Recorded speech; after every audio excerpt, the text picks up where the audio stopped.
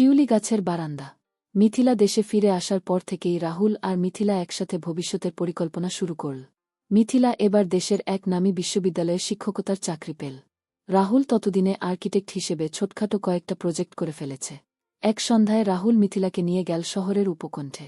সেখানে নদীর ধারে ছোট্ট একটা জমি দেখিয়ে বলল, এখানেই হবে আমাদের স্বপ্নের বাড়ি, এখানেই থাকবে শিউলি গাছের বারান্দা। মিথিলা অবাক হয়ে চারদিকে তাকাল। নদীর ধারে হালকা হাওয়ার মধ্যে শিউলির গন্ধ। সে ধীরে ধীরে বলল, এটা সত্যি হবে? রাহুল তার হাত ধরে বলল, হবে, শুধু সময় দাও। তারপর দিন কেটে গেল।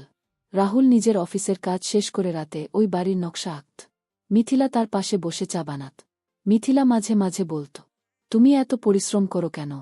রাহুল হেসে বলত, তুমি যখন বারান্দায় দাঁড়িয়ে হাসবে, শিউলির গন্ধে ভরে যাবে, তখন আমার সব পরিশ্রম সার্থক হবে।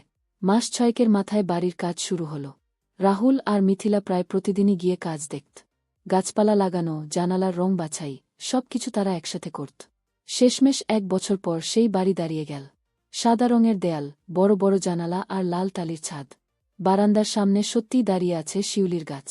বাড়িটা তারা নাম দিল শেষ দেখা, কারণ এই জায়গাতেই তাদের নতুন জীবন শুরু হয়েছিল। বাড়িতে ওঠার দিন মিথিলা বারান্দায় দাঁড়িয়ে গাছের নিচে ঝরে পড়া শিউলি ফুল কুড়াচ্ছিল। রাহুল পাশ থেকে তাকিয়ে বলল, আজ আমার স্বপ্ন পূর্ণ হল। মিথিলা তাকিয়ে হেসে বলল, আর আমার স্বপ্ন হল তুমি। ওদের জীবন সহজ ছিল না।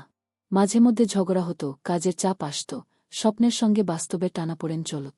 কিন্তু প্রতিদিন সকালে তারা বারান্দায় বসে চা খেত। শিউলির গন্ধে ভরে যেত চারপাশ। সেই ছোট্ট মুহূর্তগুলোই ওদের শক্তি হয়ে থাকত। বছর কয়েক পর রাহুল আর মিথিলা একসাথে এক ফাউন্ডেশন শুরু করল, যেখানে গ্রামের বাচ্চারা এসে পড়াশোনা করবে, আঁকবে, গান শিখবে। ওরা বলল, আমাদের ভালোবাসার সবচেয়ে বড় প্রকাশ হবে যদি অন্যদের জন্য কিছু করতে পারি। শিউলি গাছের নিচে এখন শুধু তাদের দুজনের গল্প নয়, শত শত বাচ্চার হাসি খেলা করে। এইভাবে শেষ দেখা গল্পটা একেবারে একটা জীবনকথায় পরিণত হল।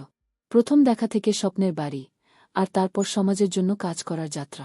আপনি চাইলে আমি এই গল্পটা আরও এগিয়ে নিয়ে যেতে পারি, যেমন তাদের সন্তান জন্মের পর জীবন কেমন হল, অথবা কোনো নাটকীয় মোড় যোগ করা।